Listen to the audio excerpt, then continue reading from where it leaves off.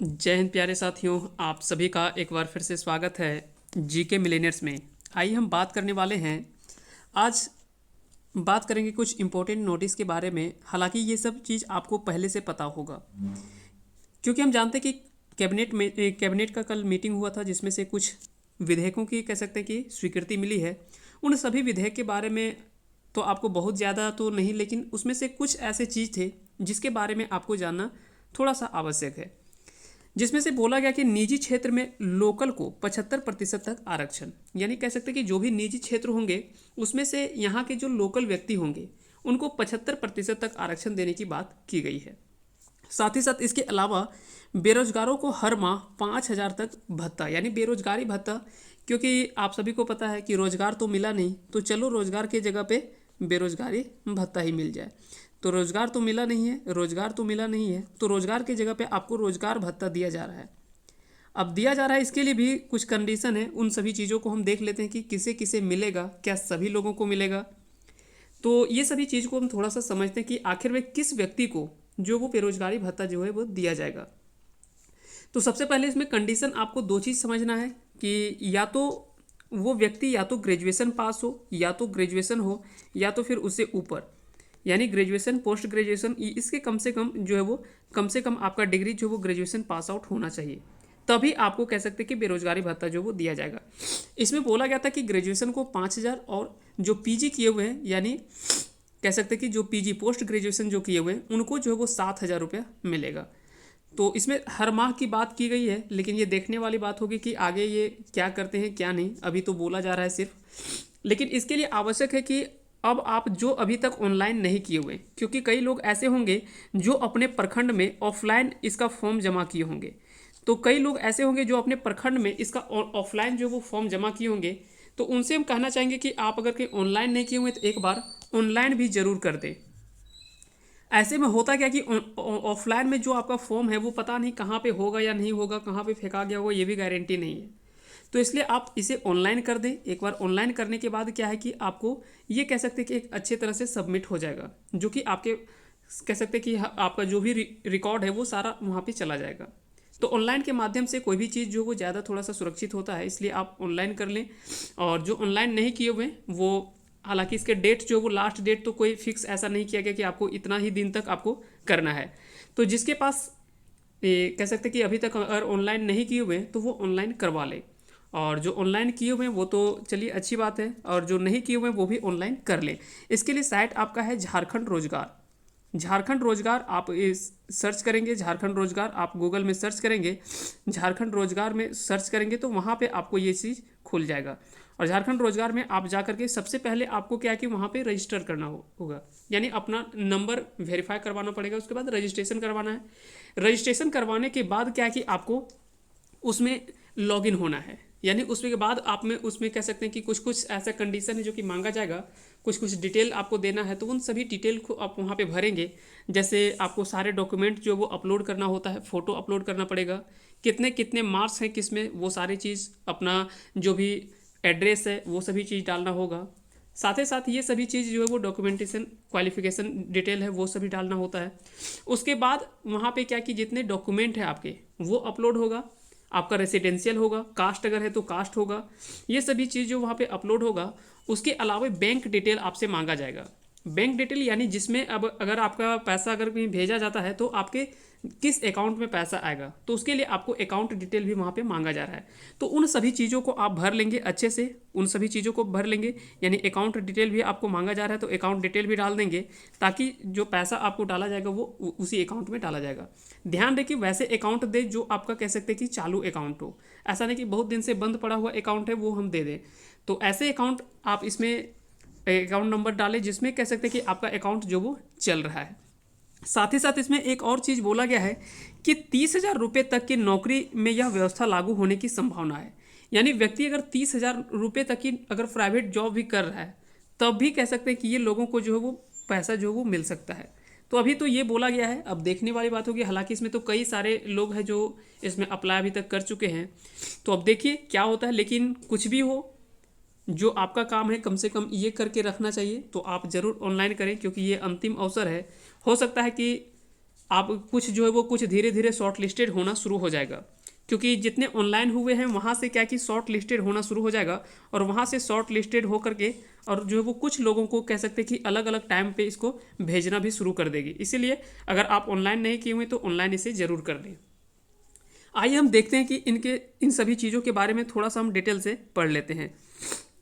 इसमें से सबसे पहले बोला गया कि झारखंड में निजी क्षेत्र में अब 75% स्थानीय लोगों की नियुक्ति अनिवार्य होगी, जबकि राज्य के निवासी तकनीकी के रूप में प्रशिक्षित एवं प्रमाणित युवक युवतियों जो लघु या दीर्घ अवधि के लिए भी किसी भी रोजगार या स्वरोजगार से नहीं जुड़े हों, उन्हें अब 5 से 7 हज़ार रुपये तक प्रति माह बेरोजगारी भत्ता दिया जाएगा।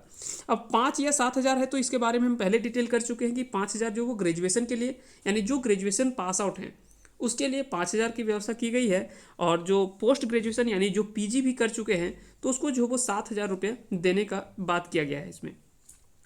साथ ही साथ इसमें याद रखेंगे, इसमें बोला गया कि प्रति माह, लेकिन अब देखना होगा कि ये कितने दिनों तक और कितने समय तक देते हैं, तो ये तो देखना होगा। उसके अलावा यहाँ पे बोला गया इसके लिए मुख्यमंत्री प्रोत्साहन योजना शुरू की जाएगी। राज्य कैबिनेट ने शुक्रवार को श्रम रोजगार प्रशिक्षण व कौशल विभाग द्वारा तैयार इससे संबंधित प्रस्ताव पर स्वीकृति दे दी है। तो याद रखें कि इसकी स्वीकृति जो वो फाइनल मिल चुका है। अब आपको क्या है कि अगर आप अभी तक ऑनलाइन नहीं किए हुए तो हो सकता है कि आपको थोड़ा दिक्कत हो सकता है, इसीलिए आप ऑनलाइन जरूर कर लें। 75% स्थानीय लोगों की नियुक्ति के लिए अब हेमंत सरकार झारखंड राज्य में स्थानीय उम्मीदवारों के नियोजन एवं अधिनियम 2021 से संबंधित विधेयक को चालू विधानसभा सत्र में लाएगी। यहाँ पे बोला गया, साथ ही साथ इसमें बोला गया कि राज्य सरकार ने इस प्रस्ताव को तैयार करने के लिए विभिन्न राज्यों का अध्ययन कराया था। इसके बाद आंध्र प्रदेश की तर्ज पर झारखंड में इसे लागू करने का निर्णय लिया है। इसके तहत 30 हज़ार रुपये तक के जो भी व्यक्ति नौकरियों में, वह व्यवस्था जो वो लागू किए जाने की संभावना है। और भी कई ऐसे चीज़ जो इसमें कुछ और भी चीज़ें हैं जो कि इसमें शामिल किया गया है। जैसे इसमें देख सकते हैं कि राज्य में रहने वाले व पढ़ने वाले युवक या मजदूरों को मिलेगा मौका।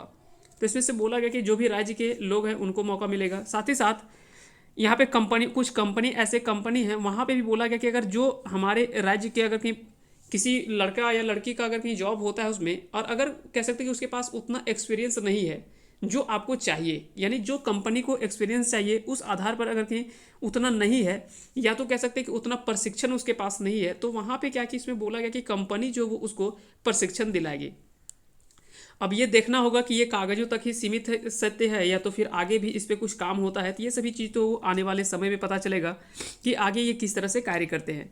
साथ ही साथ इसमें बोला जा रहा है कि कुछ कंपनियों को मिल सकती है छूट, यानी कुछ कंपनी को इसमें कह सकते हैं कि प्रोत्साहित किया जा रहा है इसमें शामिल करने के लिए, और उसमें उसको छूट भी कुछ दिया जा रहा है। आइए अब समझते हैं सबसे पहले जो आपको बेरोजगारी भत्ता के लिए कि आखिर में इसमें कौन कौन ऐसे व्यक्ति होंगे जो योग्य होंगे। तो कौन होंगे योग्य, इनके बारे में ज़्यादा जानना जरूरी है। इसमें बोला गया कि राज्य के विभिन्न विभागों द्वारा संचालित कौशल प्रशिक्षण, सरकारी ITI, सरकारी पॉलिटेक्निक एवं अन्य सरकारी व्यावसायिक पाठ्यक्रम से उत्तीर्ण होना चाहिए। आवेदक बेरोजगार होना चाहिए और झारखंड के नियोजनालय में निबंधित होना चाहिए, यानी आपको पूर्ण रूप से बेरोजगार होना चाहिए। आपको बताना पड़ेगा कि हम बेरोजगार हैं भैया, तभी आपको पैसा मिलेगा, अन्यथा नहीं मिलेगा। साथ ही साथ इसमें बोला गया कि झारखंड का डोमिसाइल होना चाहिए। आपके पास जो वो कह सकते हैं कि डोमिसाइल होना आवश्यक है, यानी ये आपका यहाँ पे स्थानीय प्रमाण पत्र होना चाहिए। साथ ही साथ अगर कहीं कास्ट है तो कास्ट भी सर्टिफिकेट भी होना चाहिए। नियोजनालय में निबंधन की तिथि को आवेदक की आयु जो है वो 18 वर्ष से 35 वर्ष, यानी कह सकते हैं कि 18 वर्ष से अगर कहीं कम एज है आपका, 18 वर्ष से अगर एज कम है तो आपका नहीं होगा, 18 वर्ष से अधिक होना चाहिए और 35 वर्ष से कम होना चाहिए, यानी 18 से 35 के बीच में जो है उन्हीं लोगों को इसका जो है वो लाभ मिलेगा। अब स्वाभाविक बात है 18 वर्ष से पहले तो कोई ऐसे नहीं होते कि जो ग्रेजुएशन पास आउट होते जल्दी से, तो 18 से ज़्यादातर तो वो ग्रेजुएशन तभी पास आउट होते हैं जब 18 से ज़्यादा हो जाता है, तो ये तो खैर फुलफिल हो जाता है।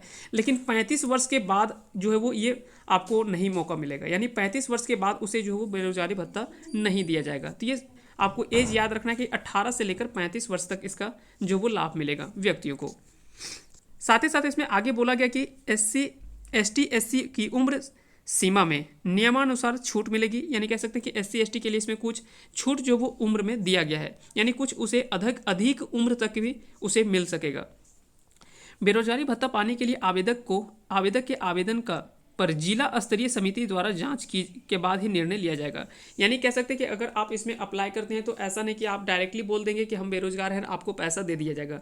इसके लिए बोला गया कि आपको जिला स्तरीय समिति द्वारा इसका जाँच कराया जाएगा कि आखिर में इसके लेने के लिए आप एक्चुअल में इसके हकदार है या नहीं। जब आप इसके कह सकते हैं कि हकदार होंगे, देखा जाएगा कि आप वास्तविक तौर पर आप ले सकते हैं बेरोजगारी भत्ता, तभी आपको दिया जाएगा।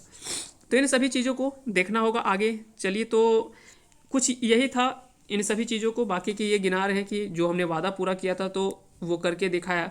तो ये तो खैर देखने वाली बात होगी। अभी तो आपने बोला है, दिया नहीं है, जब देंगे तो अच्छे से फिर से आप बोल लेंगे, लेकिन पहले तो दे दीजिए।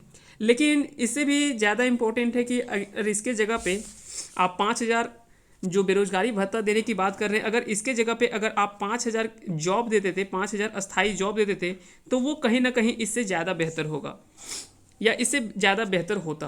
तो ये तो कोशिश आपको तो ये करना चाहिए था कि 5,000 जो बेरोजगारी भत्ता हम हर लोगों को दे रहे हैं, उससे अच्छा था कि 5,000 लोगों को अस्थाई नौकरी अगर दे देते तो वो ज़्यादा अच्छा था इससे। क्योंकि आप बेरोजगारी भत्ता हमेशा दे नहीं सकते, उतना तो कह सकते हैं कि आपके पास क्षमता, राज्य के पास क्षमता नहीं है कि आप हर लोगों को कह सकते हैं कि बेरोजगारी भत्ता जो वो 5,000 रुपये हर महीने आप दे लेंगे या 7,000 रुपये दे लेंगे। एक साल में या तो 1-2 महीने देते देते आपका हालत ख़राब हो सकता है पूरा राज्य का। तो ये कह सकते हैं कि निर्णय कुछ दिनों के लिए हो सकता है कि कुछ समय के लिए छात्रों को लग सकता है सही, लेकिन ये अगर आगे आप देखा जाए, यानी अगर कह सकते हैं कि दूरदर्शी सोच के आधार पर अगर देखा जाए, तो ये कहीं ना कहीं उतना ज़्यादा बेहतर नहीं है जितना हम उम्मीद करते हैं। तो देखिए आने वाले समय में जो भी होता है, लेकिन फ़िलहाल के लिए अगर आपको चाहिए और अगर आप बेरोज़गार हैं तो ज़रूर अप्लाई कर दें और ऑनलाइन करवा लें।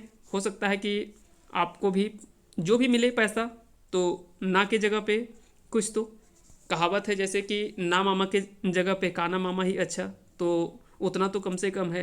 अगर रोज़गार नहीं मिल रहा है तो तब तक बेरोजगारी भत्ता ही कुछ अगर मिल जाए तो वही लेके संतुष्ट रहिए। चलिए, तो आप सभी को उम्मीद करते हैं कि ये वीडियो पसंद आया होगा। अगर पसंद आया होगा तो आप सभी इस वीडियो को लाइक करें, साथ ही साथ ज़्यादा से ज़्यादा अपने दोस्तों को शेयर कर दें ताकि वो भी बेरोजगारी भत्ता का लाभ उठा सके। तो आप सभी को बहुत बहुत धन्यवाद अंत तक बने रहने के लिए। जय हिंद।